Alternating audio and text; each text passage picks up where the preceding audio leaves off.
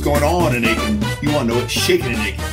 Hey, it's your host, Brian Katonic, your Aiken native and real estate agent with Remax Tattersall, and welcome to another edition. We are finally in the fall. It's so nice today. My wife Carrie and I went out for a walk. It's about mid-60s. It was so nice not to be boiling hot.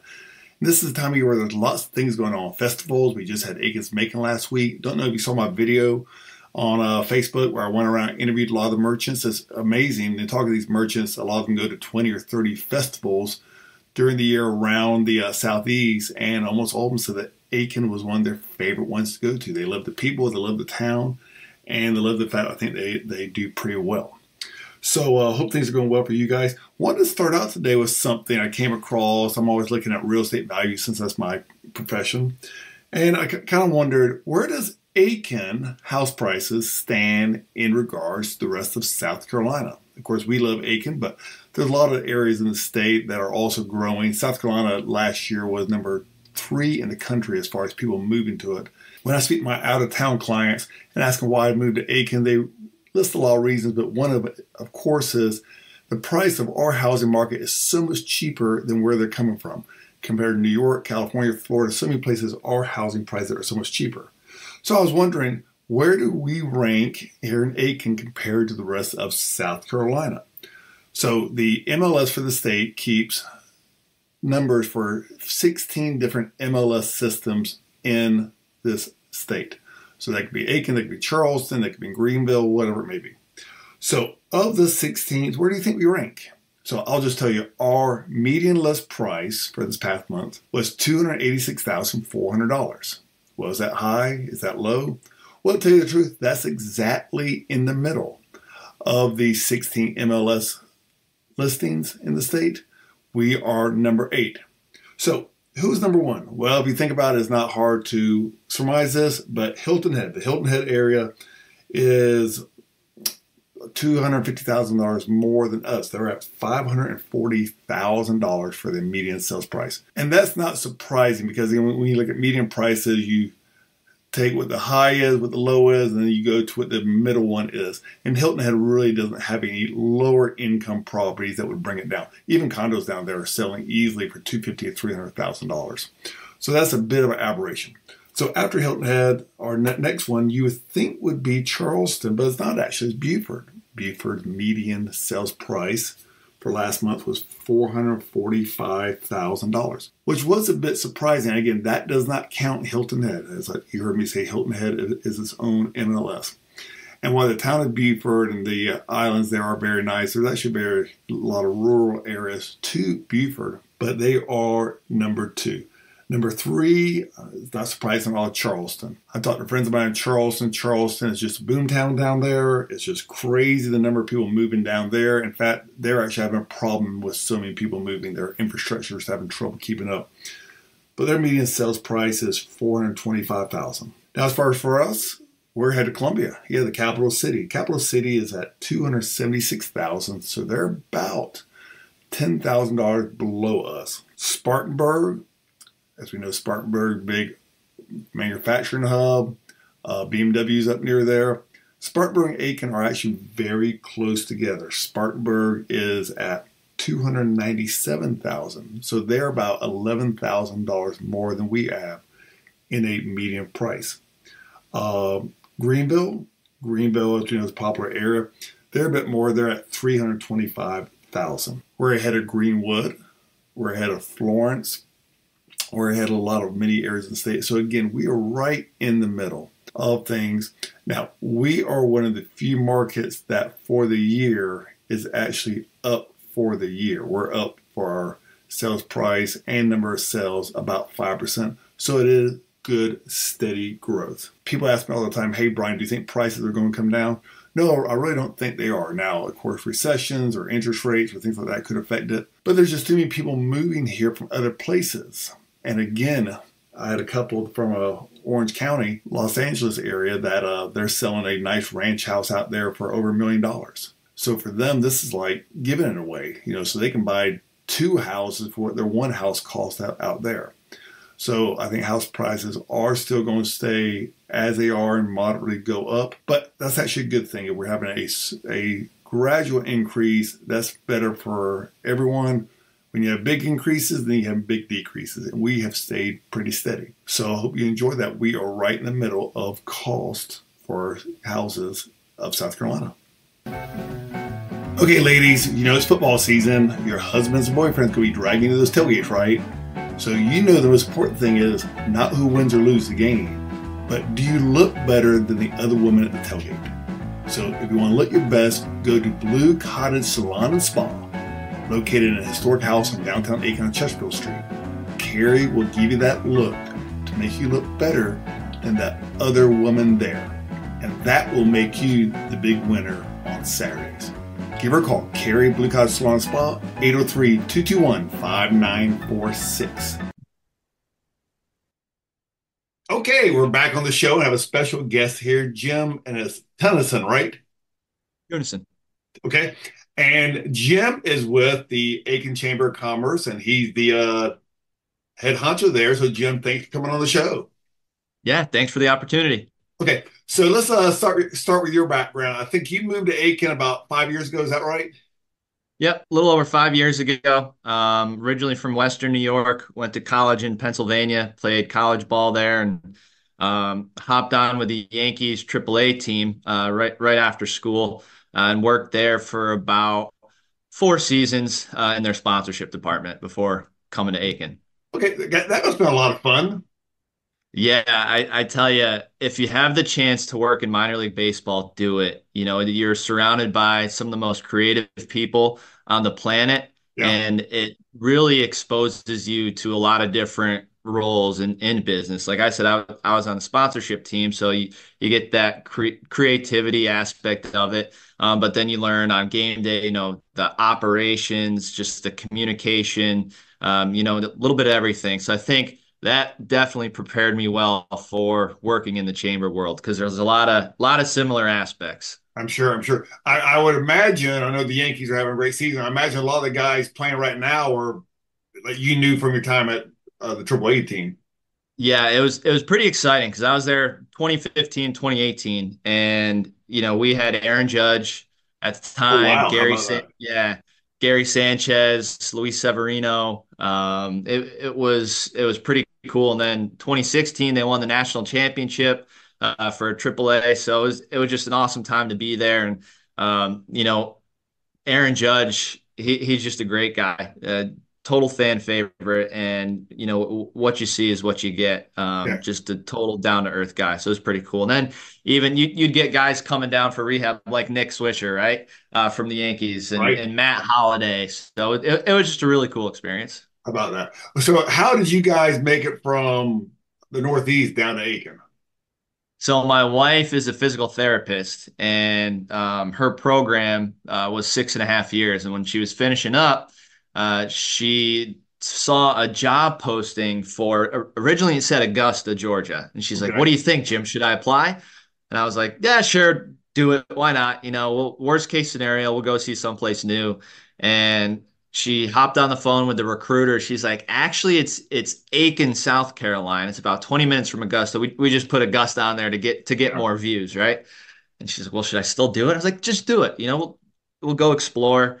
So long story short, we came down here December 2018 for the interview.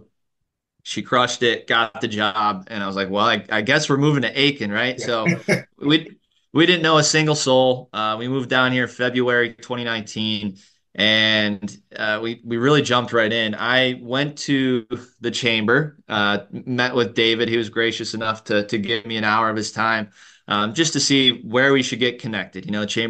Chamber's great at that. So he's like, why don't you go to our young professionals event tomorrow night? So I met with him on Wednesday, went to that Thursday, met some friends there.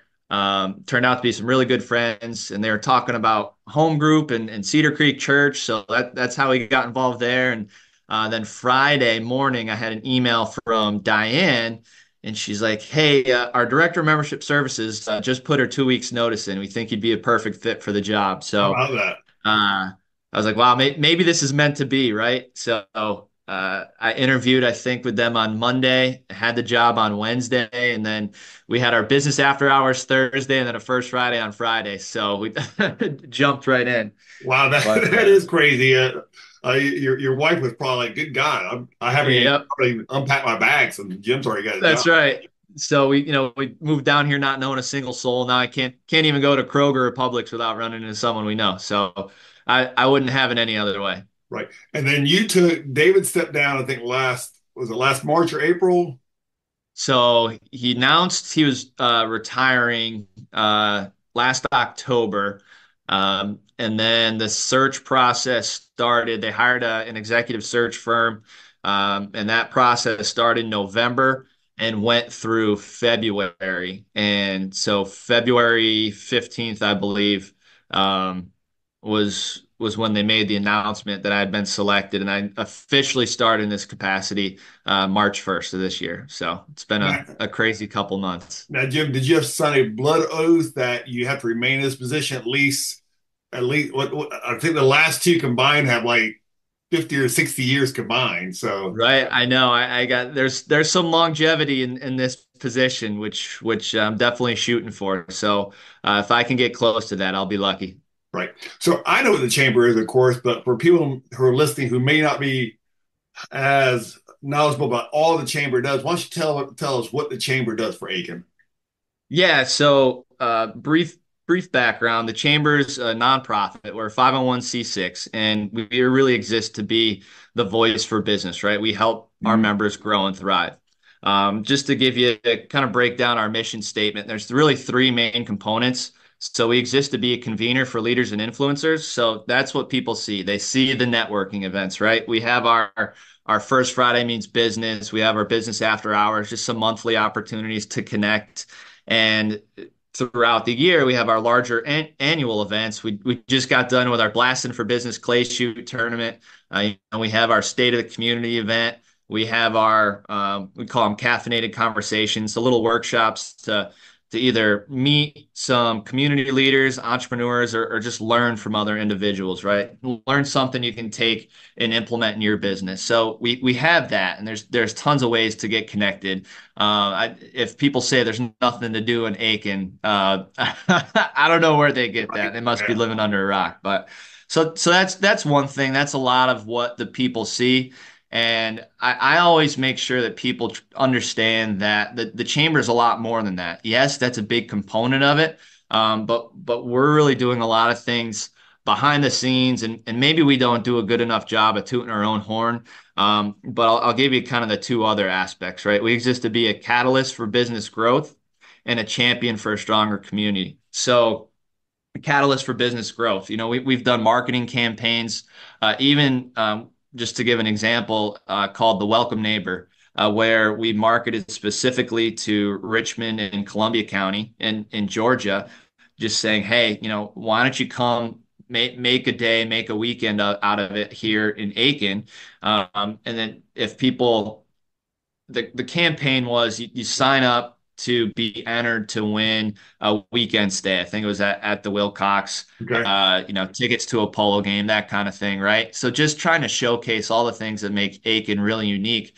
And our whole thought process, well, so many people still don't know what a gem we have in Aiken. So if we could reach even people that are 45 minutes to an hour away, just because, they were experiencing a lot of growth and probably didn't even know we existed, right? So we do things like that. And then I mentioned Champions for a Stronger Community. Just to give one example, just doing a lot of advocating right now. And you'll hear us say a lot of do a lot of advocacy throughout the years. And the one we're really pushing right now is the renewal for the capital project sales tax, and then the school districts, the educational capital improvement sales and use tax as well. So they're both on the ballot this year. They're Right. renewals. For people who don't know what those are, it's in South Carolina, you have a 6% tax on retail goods and services, right?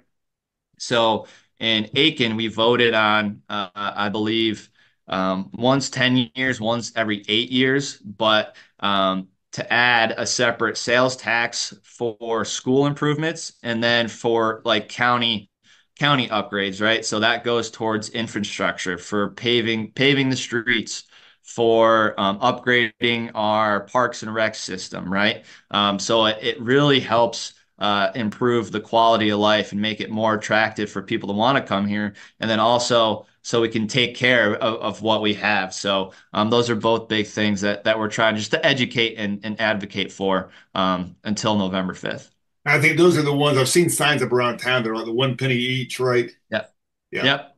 I mean, to me, I mean, I don't know who wouldn't vote against that. I mean, it's such a small percentage of tax, but it does so much for the county. So, Right. And what's cool about it is too, so, when we have visitors come in, they're paying that sales tax too. I think about 1/3 of all the funds collected are paid by visitors and tourists. So when they're coming in for the Masters, when they're coming in mhm. for the steeplechase, right? And all of our events out at Bruce's Field, they're paying for that. So, I'd rather have them help pay for it than increase our property taxes. Right. So, I think it's a win-win. Jim, I don't know if you guys have any numbers pointing this out, but to me at least, it seems for Aiken, it's still a small town, but it just has so much in the form of business and people coming here and businesses coming here. I don't know if y'all have any numbers back that up, but it does Aiken does seem really unique in that regards. Yeah, so I think after the last census, Aiken County grew to, I want to say 174,000 around there. Okay. I think previously we are 140,000 at the last census. So yeah, we're growing, and we continue to see that investment in our businesses, right? Like I don't know if you saw the economic development announcement with Meta, Facebook coming in here. Will Williams and his team did a great job landing that fish. So that's an $800 million investment that'll ultimately bring at peak construction, they'll have about 1,000 workers, construction workers, and then when it's fully operational, they'll have 100 full-time employees, all making more than six figures, right? Right, right. So that's going to be a huge economic impact. And then just to give some people an example of our membership demographic, about 85% of our members, so we have about 1,000 members, and about 85% of them are businesses with 10 or less employees. Okay. So small business is the heartbeat of Aiken, right? And then obviously, of course, it's a very diverse economy. We have our manufacturing. Thankfully, we have the Savannah River site and all their contractors. So it's a really good mix here, and just fortunate to be in this position where you get to deal with all of them and represent all of them. I don't see how you have any time getting work done because look at y'all's calendar. I mean, you guys have something like every other day, it seems. I mean, between young professionals, First Yeah. Friday, like you said, business after hours, which I'll say I never missed a business after hours. See, this time is at the Park Avenue Oyster Yes. Place, which I know Yep. last year that was a fantastic one, but it just seems you guys have stuff all the time going on. Yeah, and that's intentional, right? We try to mix it up. We try to hit the different demographics of our membership because people who might come to First Friday might not come to a business after hours. The people who come to our clay shoot tournament, we don't really see at any other event throughout the year. So we're just trying to create those opportunities to bring those leaders, those influencers together so they can collaborate, share ideas, and really just make for a stronger community and make for a stronger business community. But yeah, it's crazy. We have such a great team here. You have Mandy and Diane who've been here a lot longer than I have. Mhm. So their institutional knowledge is just tremendous and certainly helped me, bring me up to speed in this position. And then we've added two new team members. Sarah Schultz, she's a new director of membership services, and then Whitney Goodwin, she is the new director of communications. So we've got a fantastic team, which allows us to do a lot of cool things. And we're launching. Haven't formally announced it yet, but something new for October. We're doing a coffee crawl. So just we've picked seven different dates on the calendar, just so we can pop around at different businesses here, just have coffee, connect, and support our small businesses. So, folks, Jim has given was Shaken Aiken exclusive here. He's announced the coffee crawl first on our show, so I That's right. appreciate that. Do you guys do anything for people just moving to town that want more information about Aiken? Yep. So we put out relocation packets. We're constantly sending those out. Man, during COVID, I felt like we were sending out 10 a day. It was I bet. crazy. But anyone new to town, come to the chamber. We'll hook you up. We have a Welcome Aiken community guide and relocation guide, and that takes you everything from like where to eat, shop, play, stay. It has a great business directory of all of our members in there, and then it also kind of breaks down what you need to do if you're coming from out of state, like how to switch your driver's license, how to get your car registered, and all that. So that's a really great resource. And then come chat with us. We'll be glad to share, all the ins and outs from equestrian to the Hitchcock Woods to hiking, going down to the farmers market. There's so much that we can suggest and make little itineraries for you. Right. Well, you're exactly right when you said earlier, people say there's nothing to do in Aiken. There's always plenty to do in Aiken. I mean, either go downtown, go to the woods. There's events every weekend. I mean, it's, just a hodgepodge of things. And again, for a small town, it's pretty amazing all that Aiken has to offer. Yeah. So, No, it's some people say it's the South's best kept secret, but I don't know how much I agree with that anymore because just the influx of visitors and newcomers we have.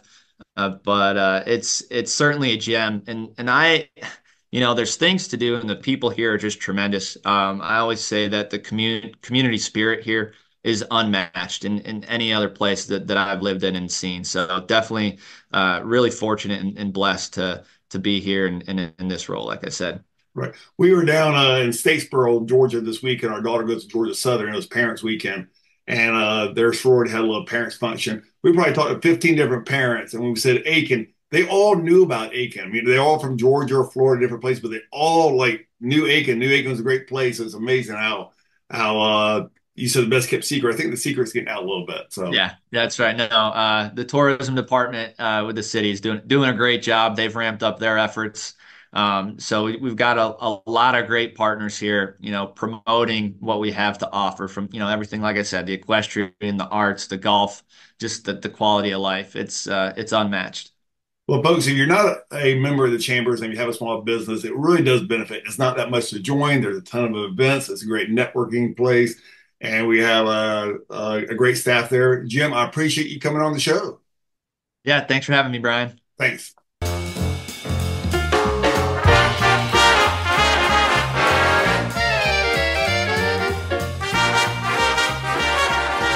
Okay, everyone, we're back. We have a special segment this week. Decided to add a great friend of mine, an Aiken expert, Shannon Mayes, to the show. And we have a new segment called Ask Shannon.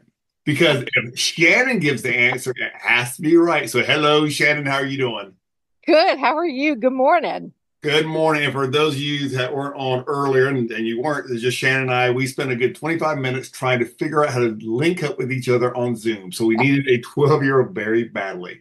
So Shannon, so today's Ask Shannon question that people want to know is, okay, it's Friday night, Danny's home, you want that perfect date night in Aiken. What are we doing? Okay.